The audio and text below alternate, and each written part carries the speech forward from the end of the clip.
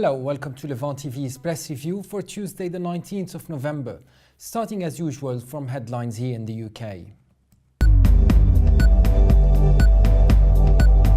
The Guardian leads its front page with a look at college course subsidies spiralling out of control as the paper reports on failure to placing control on the number of students enrolling for higher education at private colleges, which has left an £80 million shortfall in the budget of Department of Business this year.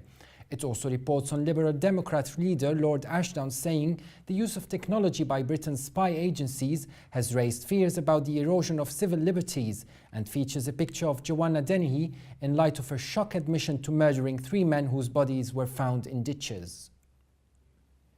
The Independent leads its front page focusing on a man with kidney failure who says he has been forced to pay the bedroom tax on a specially designed dialysis room. The report says this was down to Rivers Pound being off dialysis when his benefits were assessed because he was recovering from a failed transplant, raising questions about fairness of the controversial welfare reform.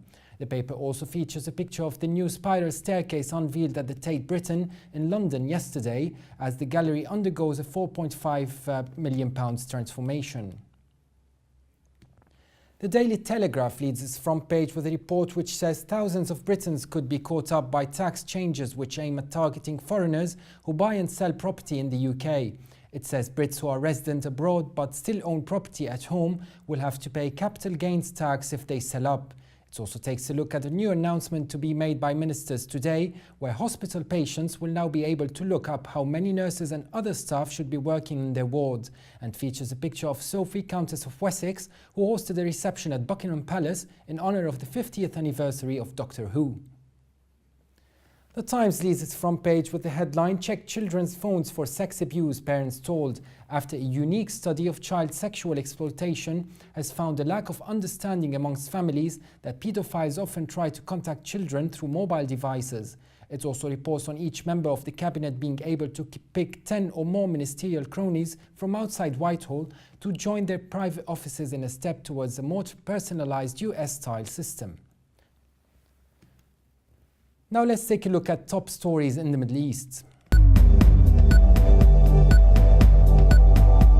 As Syrian government forces advance and oust rebel forces from key sites, let's take a look at how rivalry amongst rebel groups is increasing. Writing for The Guardian, Ghais Abdel Ahad reports from Syria and Turkey, where he takes a look at the growing rivalry between rebels and Islamists, replacing the uprising's lofty ideals. In an article headlined, "Syria is not a revolution anymore, this is civil war." Abdul Ahad takes a look at 3 men from northern Syria who had formed a rebel group but left Syria.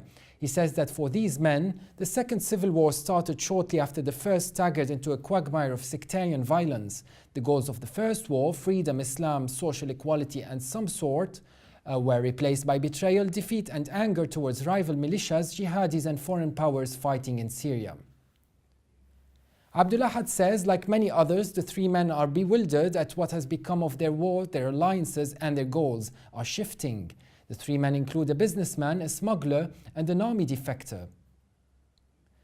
Abdul Ahad quotes the businessman saying, "I need Bashar to last for more than 2 years. It would be a disaster if the regime fell now. We would split into mini-states that would fight amongst each other. We'll be massacring each other, tribes, Islamists and battalions." The unnamed businessman believes maybe if the regime lasts for a few more years, we can agree on the shape of the new Syria. At least then we might end up with 3 states rather than 10. Abdul Ahad highlights that the group these 3 men were part of was once the darling of the rebel foreign backers, Qatari royalty, Saudi preachers and Kuwaiti MPs all donated money and funneled weapons to them. The businessman regularly met Turkish military intelligence officers on the border who safeguarded his arms shipments from Mediterranean ports. Abdul Ahad adds that as jihadi influence has increased amongst the opposition forces, rebel factions have divided, saying a clash as much about resources as it was about ideology was inevitable. Further divisions within the battalion followed and some of its men left to join other factions or set up their own. Abdul Ahad quotes one of the 3 men who says he has been attacking a checkpoint for 3 days, saying, "I ask myself why, but I don't know. Maybe because I can, maybe because I need to keep my men busy. But honestly, I don't know the purpose of all this. In Syria, everyone has lost, no one is winning. Abdul Ahad adds that the people who funded the rebels now fund the jihadis, as the businessman says that Kuwaiti MP who now talks of moderation was the same one who sent the money to the jihadis. Eurasia Review has an opinion piece by Joshua Landis who headlines it Syria, the growing struggle between Islamic State of Iraq and Syria, ISIS, Nusra, Ahrar and other factions of the Free Syrian Army, as he takes a look at the ongoing war between rebel groups. Landis writes, in fighting amongst rebel groups is more ferocious than ever. ISIS is becoming more radicalized as it tries to consolidate its rule over large chunks of the rebel zone. This means fighting over other militias. Taking a look at the radicalization of ISIS, Landis points out that ISIS assigned a 16-year-old as military emir of Azaz, north of Aleppo. An ISIS prisoner from Asifat al-Shamal, the militia that ISIS defeated to take Azaz, was able to escape from his captors. He says the 16-year-old ISIS emir regularly tortured the prisoners. Landis takes a look at the recent clashes between the Free Syrian Army and the ISIS, saying the Free Syrian Army unit opened negotiations with the ISIS to release the prisoners it had captured, but instead, ISIS executed 6 of the 10 prisoners it held after brutally torturing them. Landis then takes a look at the story of the ISIS mistakenly beheading an Ahrar al-Sham soldier. Landis writes, mounting evidence suggests it was not a mistake but intentional. A picture has been released that shows that the decapitated body of the soldier wearing a t-shirt that has the logo of Harakat Fajr al-Islamiyya on it. This is the local Ahrar al-Sham affiliate. This suggests that the killer could not have been mistaken about his identity or affiliation before beheading him. Landis finally takes a look at the joining of forces between Nusra and Ahrar al-Sham as they cleanse Deir al-Zur of other Free Syrian Army militias. Landis says the Haya al-Sharia, which is run by al-Nusra, issued a statement before each attack on a local group and accuses them of being thieves and shabiha in justification of their attack. At the same time, Al-Haya has been on a campaign to expand its control over their oil fields in the Jazeera area. Most recently, they added a large oil field to their holdings, which is the main source of electricity and gas in the area. Lebanon's As-Safir takes a look at what appears to be a harsh blow to the Syrian armed opposition in its article, Syrian Army Recaptures Key Sites in Homs. Writer Tariq Al-Abd describes the battle in Aleppo as perhaps the fiercest confrontation since the beginning of the Syrian crisis. The ongoing battle for Aleppo has become more important than ever for both the regime and the armed opposition. Abed says in the past 2 days, 5 leaders of various Free Syrian Army brigades and battalions have been killed in Aleppo alone. Abed says that according to the Syrian Observatory for Human Rights, Yusuf al-Abbas, also known as Abu Tayyib, a leader in the Tawheed Brigade, was killed in a raid targeting a military base at Aleppo's northern entrance, which opposition gunmen have controlled for almost a year. The article says that according to Syrian news agency Sana, the town of Tel Hassel and the southern countryside is now under the Syrian army's control. Sana also reported hits against high-tension lines in the city as well as against the repair shops to cut power from the economic capital, Aleppo. Abed reports that in Damascus, mortars and explosions rocked the old city, where 3 people were killed and 22 were wounded after some shelling and 2 bombs exploded on Mardanbeg Street in the neighborhood of Al-Khalasa. He adds that the towns of Beit Hassam and Bayla are witnessing clashes between the remaining Free Syrian Army gunmen and the Syrian army, which is trying to advance towards these sites after it restores its control over the town of Shbaniyeh and Hujaira.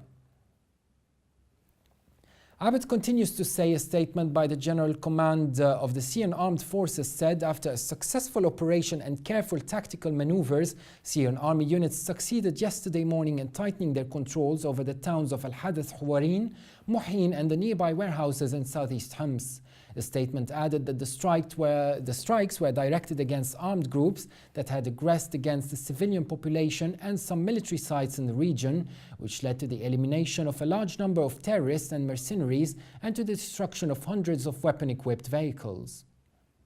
As diplomacy around a possible US-Iranian nuclear deal enters a critical phase, an unusual and highly vocal spat between the Obama administration and Israel has developed over Israel's fears that a potential nuclear deal would leave them vulnerable.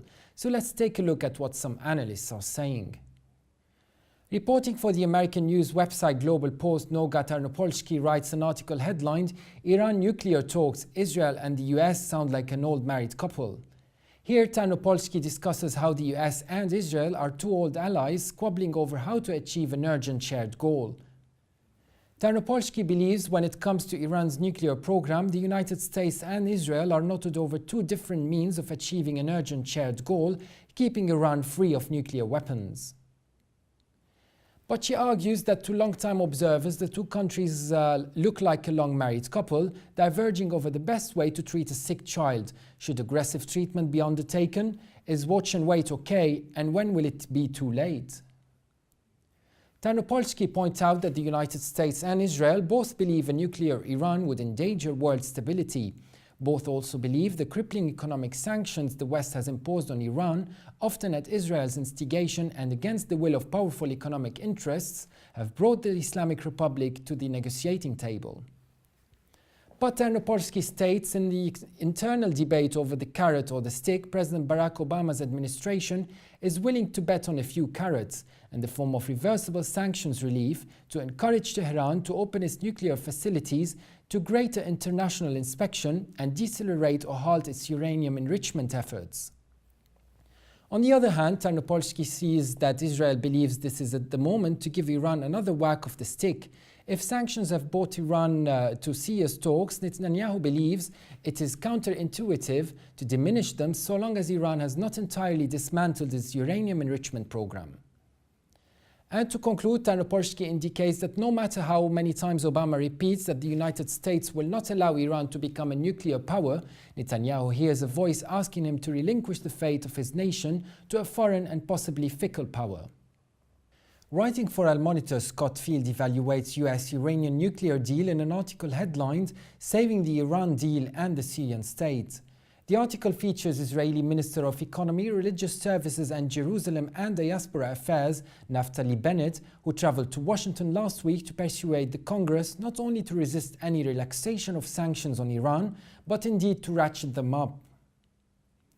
Bennett said Iran is like a boxer who has been knocked to the mat, gasping for air as the referee counts. Why then should we help him to his feet just as we are about to win the match? Field also quotes US National Security Advisor Susan Rice, who said that the same evening at the Middle East Institute's annual conference in Washington, Iran will not be bouncing rapidly back to economic health as a result of the very modest sanctions relief on the table with the current deal. Any economic relief would be limited, temporary and reversible. Field sees that the reason that Iran's economy has been so paralyzed is not only the extreme severity of the sanctions applied by the US-led coalition. Of equal importance is the 8 years of the amount of revenue that Iran will lose during the next 6 months would far exceed any amount of relief they might obtain as part of a first-step agreement. Field argues that a slight relaxation of sanctions will only slow the rate of decline, not initiate a burst of economic recovery that might lead Iran's leaders to resume their intransigence. Iran will be on the mat for a long time to come.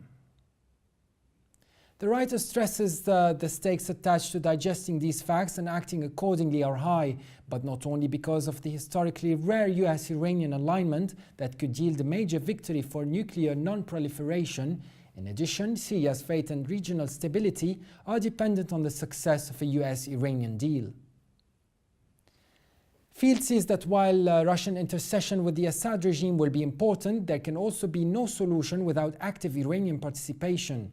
The intertwining of Iranian and Syrian security forces during the course of the conflict, driven by the high strategic stakes for Iran as it tries to preserve its strategic depth and deterrent capability in the Levant, has given Tehran more leverage than any other outside actor in facilitating or preventing the mechanics of a leadership transition. To conclude, Field cites David Ignatius, who argued in the Washington Post, while Israel's security concerns are both legitimate and deserving of serious attention, the high stakes, extreme time pressure and sheer complexity of the regional security puzzle leaves little room for maximalist positions like those currently being pushed by the hawks on Iran, allowing the Obama administration the leeway to pursue the current deal with Iran in an essential first step towards a more stable and secure region for all its inhabitants. The UK's Independent features an article, US and Israel's come to blows over Iran nuclear program, in which Matthew Lee analyzes further the US-Israeli rift on Iran. According to Lee, John Kerry said he had great respect for Netanyahu and his concerns, but Kerry maintained that instead of making Israel less safe, an accord with Iran would actually reduce the country's risk. Lee refers to Kerry, stressing that the United States is deeply committed to Israel's security and sought to assure Netanyahu ordinary Israelis and pro-Israel members of Congress who are opposed to the proposed agreement. Lee argues that since the word emerged earlier this month that an agreement with Iran may be close, Netanyahu has led a very public campaign to oppose it. He has called the deal bad for Israel and a gift to Iran. The deal could ease some sanctions against Iran but would not require it to give up all uranium enrichment and not immediately halting work on plutonium facility. To conclude, Lee indicates that with regards to the negotiations in Geneva, Kerry stated that he has no specific expectations except that he will negotiate in good faith and we will try to get a first step agreement and hope that Iran will understand the importance of coming there, prepared to create a document that can prove to the world that this is a peaceful program. Now let's take a look at the top headlines from international papers.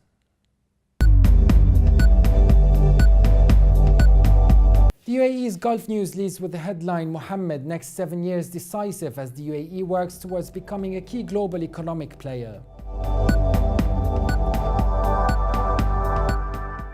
The Washington Post leads with the headline, approval ratings for Obama dropped to lowest point after results from a recent poll revealed dwindling faith on Obama's competence. Moscow Times leads with the headline, terror ruled out as cause of crash, as it looks at the Tatarstan airline flight number 363, which crashed on Sunday, killing 50 people. And finally, China's Global Times leads with the headline, Japan business heads visit, as a Japanese delegation begins its 7-day visit to China in a bid to promote bilateral economic ties. That was today's brief compilation of Mideast analysis and world headlines. I'll get back to you tomorrow with more of these in another press review.